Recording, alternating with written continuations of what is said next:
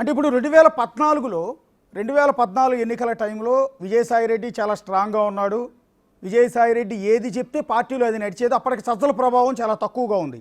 ఇప్పుడు for example MP టికెట్లు, MLA టికెట్లు కేటాయించడంలో కూడా ఆ రోజు విజయసాయి పాత్ర ఉంది. కానీ 2019కి వచ్చేటప్పటికి ఆయన ఒక్క సీటన్నా ఇప్పించుకోగలిగాడు తనకు నమ్మిన వాళ్ళకి, తన అనుచరులకి. పాపం అతనే అన్యాయం అయిపోయాడు కదండి. అతన్నే నెల్లూరు పోటీ చేయించాడుగా. అతను రాష్ట్రం మొత్తం తిరగాల్సిన వ్యక్తి, లేకపోతే కనీసం ఒక 5-6 జిల్లాలకు ఇన్ఛార్జిగా ఉండాల్సిన వ్యక్తి. తనకంటే తన జూనియర్స్ని 3 డిస్ట్రిక్ట్ ఇన్ఛార్జి పెట్టాడు, 3 జిల్లాలకు 4 జిల్లాలకి. తను తీసుకెళ్ళి నెల్లూరులో పోటీ చేయమన్నాడు. నెల్లూరులో పోటీ చేయమంటే ఫుట్బాల్ ఆడుకున్నారు. ఇక్కడికి ఎట్లా వస్తావు నువ్వు, నీకేం సంబంధం అని చెప్పి. ఎక్కడ వేమిరెడ్డి ప్రభాకర్ ఎక్కడ, సాయిరెడ్డి ఎక్కడండి? అంటే ఓడిపోతాడని తెలిసి అక్కడ అవమానించడానికే ఇచ్చారు, టికెట్ ఇచ్చారు. ఓడిపోతారు, అతని సైజు కట్ చేయాలి అని చెప్పి లాబీ చేసి అతను నెట్టేశారు. లేకపోతే ఎవరు పోటీ చేయరు?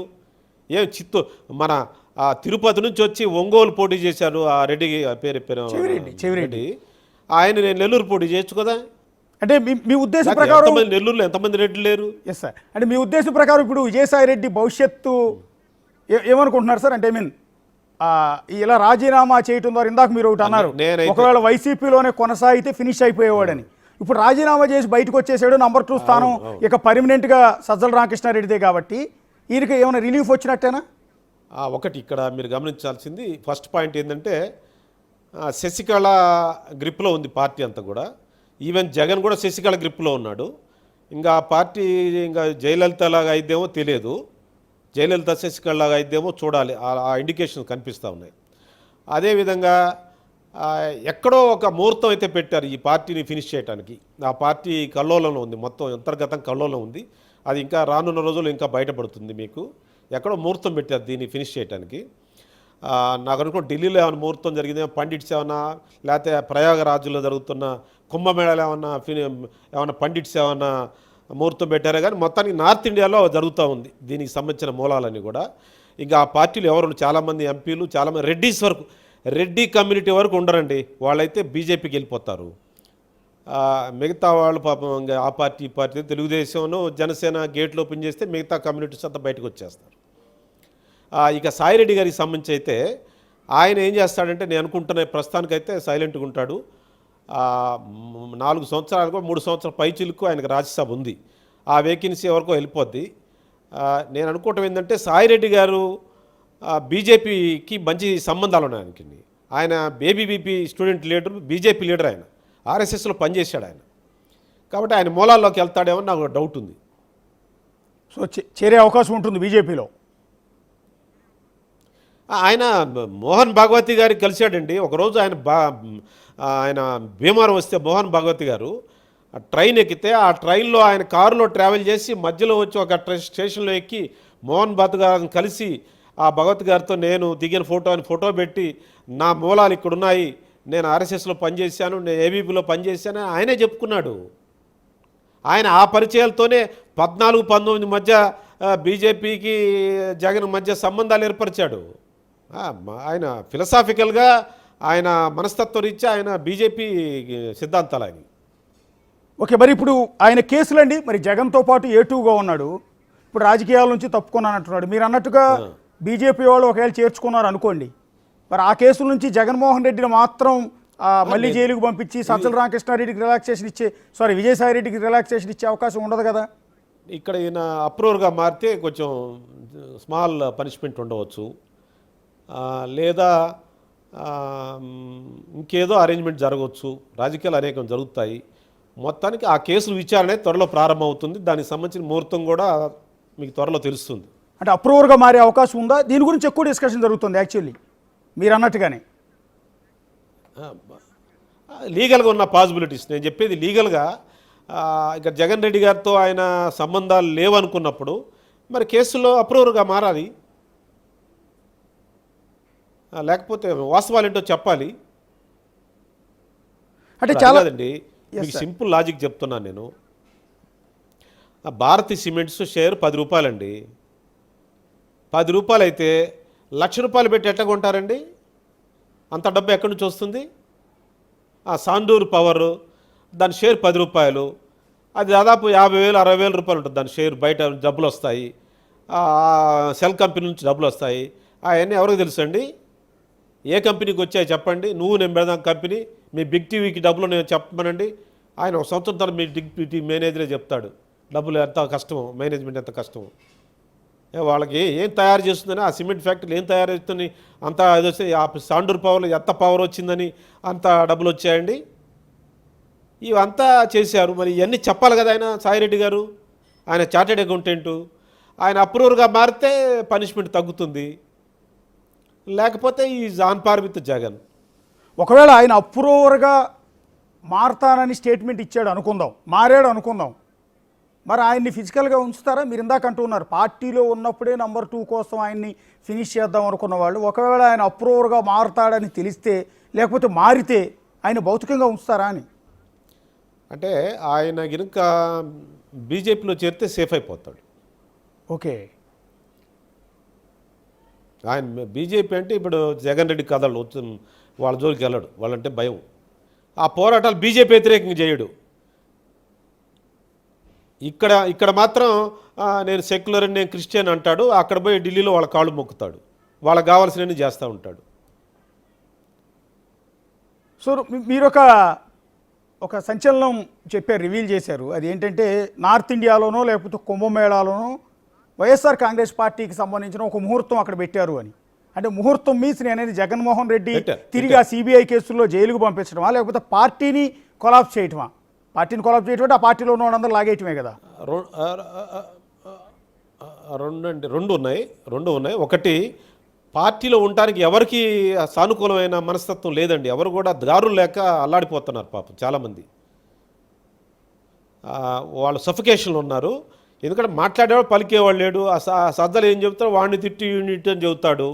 వాడి మీద రాలేని వీడి మీద రాలేని ప్రెస్ మీట్ పెట్టి తిట్టండి, వాడిని బూతులు తిట్టండి అని చెప్తూ ఉంటాడు. ఇంకా అందరూ ఇంత చదువుకొని ఇంత చేసి ఆ ఉద్యోగాల కోసం మన జీవితాలని చెప్పి ఏడుస్తున్నారు మొత్తం వాళ్ళు. ఇంకా పార్టీని ఇంకా అలాంటి పార్టీ ఉండటానికి వీలేదండి. ఆంధ్రప్రదేశ్కి ఆ పార్టీ ఉండటం అనేది శాపం అండి. భవిష్యత్తుకి, ఆంధ్రప్రదేశ్ భవిష్యత్తుకి చాలా నష్టం ఆ పార్టీ ఉండటం అనేది. అంటే ఆ పార్టీ 11 సీట్లకు పరిమితం అయింది. వాళ్ళ విజయసాయిరెడ్డి లాంటి వ్యక్తి ఆ సజ్జల రామకృష్ణారెడ్డి వల్ల, అంటే మీరు చెప్పిన శశికళ వల్ల పార్టీ నుంచి బయటకు వెళ్ళిపోతూ ఉన్నాడు. అయినా కూడా జగన్ గారు సజ్జల రామకృష్ణారెడ్డి ఏమి అనరండి, ఏమీ ప్రశ్నించరా? ప్రశ్నిస్తే ఆయన కూడా దెబ్బతింటాడు. అంత పవర్ఫుల్. ఆ బ్యాచ్ ముందు చాలా వీక్ అండి అతను, అది చాలా పెద్ద బ్యాచ్. అబ్బో అసలు నువ్వు వివేకానంద రెడ్డి ఉండి చూసుకోండి. వివేకానంద రెడ్డి చాలా పవర్ఫుల్. ఏమయ్యాడు, ఇంట్లో పడేసి కొట్టారు, ఏమున్నాడు. అంటే ఇంకోటి ఏంటంటే అండి, విజయసాయిరెడ్డి నారా లోకేష్ రెడ్ బుక్లో ఆయన పేరుంది కాబట్టి వరుసగా కేసుల్లో ఆయన ఇరికిచ్చి అరెస్టు చేస్తారన్న భయంతోనే రాజకీయాల నుంచి తప్పుకున్నాడన్న ప్రచారం కొంత జరుగుతోంది. నాకైతే అది పెద్ద నేను పట్టించుకోవట్లేదు. నేను అది నమ్మట్లేదు. అది ఆ పాయింట్ నమ్మట్లేదు. సాయిరెడ్డి అంత బలహీనుడని నేను అనుకోవట్లేదు. అంటే రీసెంట్గా మీ ప్రభుత్వం వచ్చిన తర్వాత, అంటే కూటమి ప్రభుత్వం ఏర్పడిన తర్వాత విజయసాయిరెడ్డి పేరు ప్రముఖంగా వినిపిస్తోంది అన్ని కేసుల్లో. ఒక్క జత్వానీ కేసులో మాత్రమే సజ్జల రామకృష్ణారెడ్డి పేరు వచ్చింది. విజయసాయిరెడ్డిది సింహాచలం భూముల కుంభకోణంలో మరోసారి ఆయన మీద ఎంక్వైరీ జరుగుతోంది. రెండోది వచ్చి కాకినాడ పోర్టును బలవంతంగా లాక్కుని షేర్లని తన అల్లుడు అరబిందో కంపెనీకి ఇప్పించారు అన్న అలిగేషను కేసు నడుస్తోంది. ఇక దీనితో పాటు చెప్పుకుంటూ పోతే వైజాగ్లో ఉన్న అనేక భూ కుంభకోణాలు, ఇక రీసెంట్గా ఇండోమెట్ కమిషనర్తో, అసిస్టెంట్ కమిషనర్తో ఒక మహిళతో ఎఫ్ఐఆర్, బిడ్డనగా అన్నాడన్న ఆరోపణలు, ఇవన్నీ క్యారెక్టర్ అసాసినేషన్ కూడా జరుగుతుంది ఆయన మీద. ఈ దాడంతా టీడీపీ చేస్తోందా, లేకపోతే వైసీపీలో ఉన్న మీరు చెప్పిన శశికళ వర్గం చేయిస్తోందా? అంటే మేజర్గా శశికళ వర్గం చేస్తుందండి. దాన్ని టీడీపీ ప్రతిపక్షంగా వాడుకుంటుంది. ఆ విషయాలన్నీ బ్లోప్ చేస్తారు, వాళ్ళకున్న ప్రచారాలు వాడుకుంటారు. అయితే ఏంటంటే ఒక గమనించాలి మీరు అశోక్ గారు, రాజకీయాల్లో మీరు కూడా చాలా కాలం నుంచి మీరు రిపోర్టర్గా ఉన్నారు. నేను కూడా చాలా కాలం నుంచి 30 ఏళ్ళ నుంచి రాజకీయాల్లో ఉన్నాను. నేను చాలా చిన్నప్పటి నుంచి రాజకీయాల్లో ఉన్నాను. నేను రాజకీయాల్లో ఏదో ఫేవర్ చేస్తే వాళ్ళు లంచం ఇచ్చాడు, వీళ్ళు లంచం ఇచ్చాడు, ఆఫీసులు తీసుకున్నారు, రాజకీయ నాయకులు తీసుకుంటారని ఆరోపణలు విన్నాం. కానీ నీ కార్పొరేట్ రాబరీ అంటే ఒక కంపెనీని, ఆ కంపెనీ మీరు అంటే ఒక కాకినాడ పోర్టుని ఈ వాటాలు మాకు పంచండి, మాకు రాయండి అని చెప్పి బెదిరించి, గన్ పెట్టి బెదిరించి రాయించుకోవటం అనేది ఢిల్లీ పెద్దలకి చాలా కోపం వస్తూ ఉందండి. రాజకీయాల అవినీతి ఉంటుంది, పార్టీ కోసం ఏదో తీసుకుంటుంటారు, అన్నీ చేస్తూ ఉంటారని ఒక లూజ్గా అన్ని రాజకీయ పార్టీలు పెద్ద పట్టించుకోరు. కానీ కార్పొరేట్ రాబరీని మాత్రం చాలా సీరియస్గా తీసుకున్నారు కేంద్ర ప్రభుత్వంలోని ఒక పెద్ద మనిషి. దానివల్ల అది చాలా సీరియస్ మ్యాటర్. దాంట్లో చాలా కాన్సిక్వెన్సెస్ వస్తాయి నీకు. అందువల్ల మీకు సజ్జల సాయిరెడ్డి గారు ఆ విషయంలో మళ్ళీ వాళ్ళకి అప్పచెప్పాడు అనేది కూడా వస్తూ ఉంది. మరి ఎంతవరకు వాస్తవం ఇంకా ఫైనాలిటీ రావాలి. కేవీ రావు, సాయిరెడ్డి గారు రాజీ పడ్డారు అనే వార్తలు ఈనాడులో ఆంధ్రజ్యోతులు చదివాను నేను. ఇంకా అది క్లారిటీ రాలేదు. నా దృష్టికోణంలో అయితే కార్పొరేట్ రాబరీ అనేది ఇండియాలో ఏ రాష్ట్రం జరగలేదండి. ఏ రాష్ట్రం, తమిళనాడు కానీ, నీకు లల్లు ప్రసాద్ యాదవ్ గవర్నమెంట్ కానీ ఎక్కడా కూడా కార్పొరేట్ రాబరీ జరగలేదు. ఏదైనా ఉంటే ఏదైనా ఫేవర్ చేస్తే ఆ గవర్నమెంట్కి ఏదో హెల్ప్ చేసేవాళ్ళు, ఆ గవర్నమెంట్ ఏదో ఎన్నికలకి వాళ్ళ పార్టీ నడపడానికి ఉంచుకునేవాళ్ళు, లేకపోతే వాళ్ళు వ్యక్తిగతంగా సంపాదించుకునేవాళ్ళు. రాబరీ ఇక్కడ వ్యాపారం పెట్టాలంటే మాకు వాటా ఇవ్వాలి. ఇక్కడ అదానీ కంపెనీ ఉందండి, గంగవరం పోర్ట్ ఉందండి. గంగవరం పోర్ట్లో అదానీ గ్రూప్తో పాటు జగన్కి వాటాలు ఉన్నాయండి. ఏంటంటే వాటాలు పెట్టుకుంటారండి ప్రభుత్వంలో వాళ్ళు. ప్రతి కంపెనీ, ఇక్కడ అదానీ కంపెనీ ఆంధ్రప్రదేశ్లో ఉందంటే దానిలో జగన్ రెడ్డికి వాటాలు ఉన్నట్టే. మరి అట్లనే ఆ విధంగా కార్పొరేట్ రాబరీ అనేది కొత్త విధానం అండి, ఏ ప్రభుత్వం లేదు. అది అందరు నివ్వెరపోతూ ఉన్నారు. ఈవెన్ అమిత్ షా గారు కూడా నివ్వెరపోతున్నారు. ఇట్లా జరుగుతుందా రాజకీయాల్లో, ప్రభుత్వం ఇలా చేస్తారని ఆయన ఆశ్చర్యం మైండ్ పోయింది ఆయనకి. అంటే మీరు ఇందాక నుంచి ఒక మాట చెప్తున్నారండి, విజయసాయిరెడ్డిని హ్యూమిలియేట్ చేసి బయటికి పంపించారు సజ్జల రామకృష్ణారెడ్డి వర్గం అని. అంటే ఒక మాట, ఇప్పుడు కాకినాడ పోర్టు వ్యవహారం వచ్చింది, ఎక్కడా కూడా విజయసాయిరెడ్డికి సపోర్ట్ చేస్తూ వైసీపీ నేతలు మాట్లాడాల. అలాగే ఎండోమెంట్ అసిస్టెంట్ కమిషనర్తో ఆయనకి ఎఫ్ఐఆర్ అని, బిడ్డను కన్నాడని క్యారెక్టర్ అసాసినేషన్ చేసిన సందర్భంలో కూడా వైసీపీ నుంచి ఏ ఒక్కరు కూడా దాన్ని ఖండిస్తూ ప్రెస్ మీట్లు పెట్టిన సందర్భాలు లేవు. ఇక దానికి తోడు సింహాచలం భూములో, లేకపోతే దస్పల్లా భూములో, ఇట్లాంటి రకరకాల కుంభకోణాలు, భీమిలి భూములు కుంభకోణం, ఇవన్నీ వచ్చినా కూడా వైసీపీ ఎక్కడా కూడా ఆయన సపోర్ట్ చేయలేదు, ఎవరు ప్రెస్ మీట్ పెట్టి మాట్లాడలేదు. అంటే ఇదంతా ప్రభుత్వం మారక ముందు నుంచి విజయసాయిరెడ్డిని బయటికి పంపే ప్రయత్నాలు జరుగుతూనే ఉన్నాయి అనుకోవాలా? చాలా కాలం జరుగుతుంది. దాదాపు ఆ ప్లీనరీ జరిగింది చూసారా, నాగార్జున యూనివర్సిటీ ఏదో 2024 అంటే 22లోనో 23లోనో జరిగిందండి. ఓకే.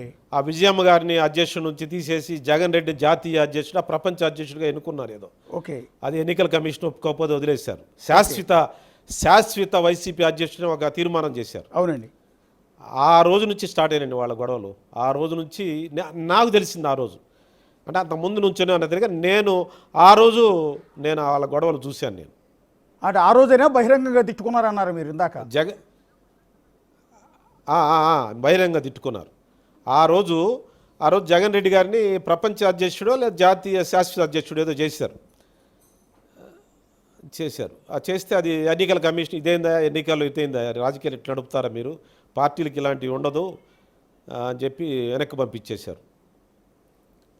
అప్పటి నుంచి గొడవలు ఉన్నాయి నా నోటీసులో. అంతకుముందు ఏమైనా ఉన్నాయో తెలియదు, నా నోటీసులు ఉన్నాయి. సాయిరెడ్డి ఒంటరండి పార్టీలో.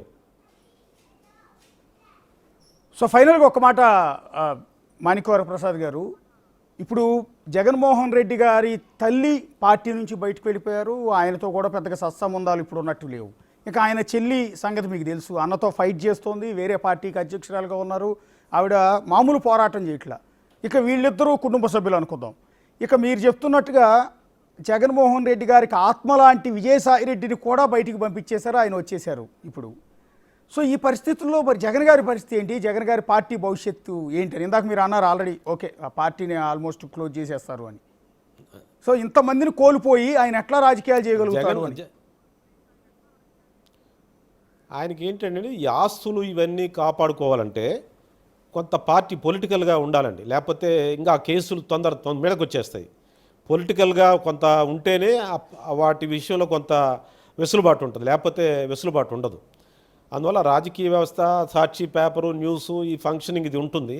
అమాయకులు ఉన్నవాళ్ళు ఎవరో ఒకళ్ళు అడేగాడు బుడేగాళ్ళు జిల్లా అధ్యక్షులుగా పనిచేస్తూ ఉంటారు, కాన్స్టిట్యూన్సీ ఇన్ఛార్జీలు ఉంటారు, ఎవడో ఒకడు ఉంటాడు, రాజకీయ నిరాశ్రయులు చాలామంది ఉంటారు, పనిచేస్తారు. కానీ భవిష్యత్తు లేదన్న సంగతి జగన్ రెడ్డి గారికి తెలుసు, ఈ సజ్జల బ్యాచ్కి శశికళకి తెలుసు అండి.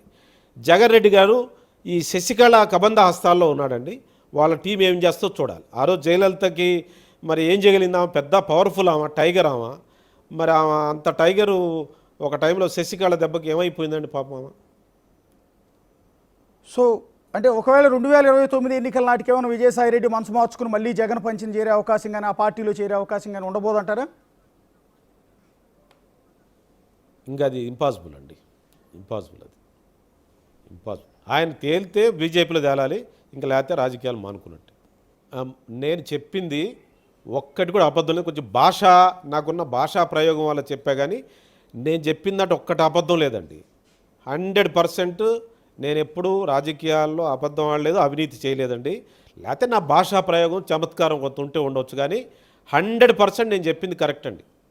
Yeah, thank you sir, thank you. అది